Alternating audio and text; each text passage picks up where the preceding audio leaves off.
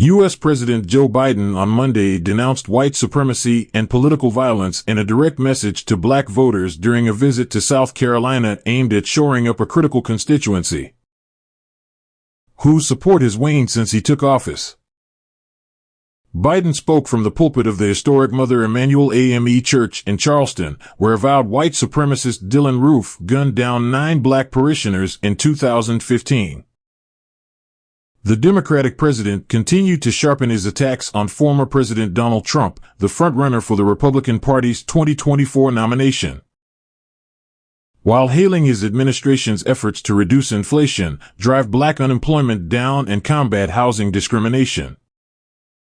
Describing the 2015 attack at the church, Biden said, "The word of God was pierced by bullets of hate and rage, propelled by not just gunpowder, but by a poison.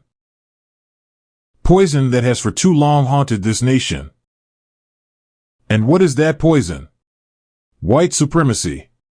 This has no place in America, not today, tomorrow, or ever. Biden described Trump as a threat to democracy, citing the deadly attack on the U.S. Capitol by Trump supporters in 2021 hoping to overturn the Republicans' election loss. That violent mob was whipped up by lies from a defeated former president, Biden said. His actions were among the worst dereliction of duty of any president in American history. Trump failed to concede the 2020 election or acknowledge the votes of millions, Biden said, despite dozens of court cases affirming Biden's victory. "He's a loser," Biden said, drawing applause from hundreds attending the speech. Recent polling has shown Trump beating Biden in swing states that will determine who wins the White House this year, and a Reuters Ipsos poll in December showed a rematch would be close. Biden's campaign said he would return to South Carolina before its February 3rd Democratic presidential primary. The president thanked black voters in the South for helping him win the presidency. Biden, who lauded the congregation for their forgiveness of the 2015 shooter, later met privately with families and survivors. Biden's remarks were interrupted by protesters chanting "ceasefire now," referring to Israel's assault on Gaza that has killed more than 23,000 people. Biden said he has been working with the Israeli government to get them to reduce and significantly get out of Gaza. Some audience members chanted 4 more years when Biden took to the pulpit and again as those protesters were led away. Biden's trip to the southern state comes as some Democrats have raised questions about his re-election strategy. Some donors have been eager to hear Biden be more candid or more aggressively target Trump rather than focus on the economy.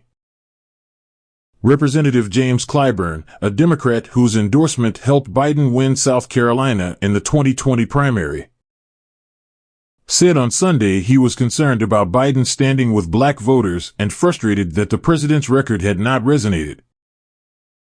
Clyburn, who gave Biden a rousing introduction, said he told Biden he worried that Democrats had not been able to break through that MAGA wall in order to get to people exactly what this president has done.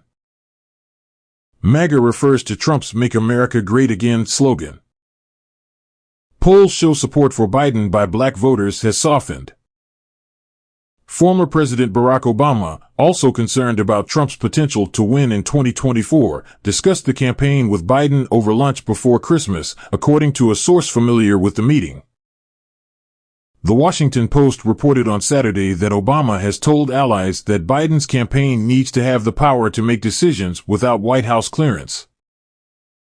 Biden's campaign on Monday said Mitch Landrieu, who helped implement Biden's $1 trillion law to build new bridges, roads, and spread high-speed internet, will leave his White House job to help lead the re-election effort. Biden's trip comes as Democrats have shifted their primary calendar to put South Carolina first, leapfrogging Iowa's caucus and New Hampshire's traditional first-in-the-country primary vote. South Carolina has not backed a Democrat for president since 1976, but Democrats believe the state's diverse population better reflects the party's voters.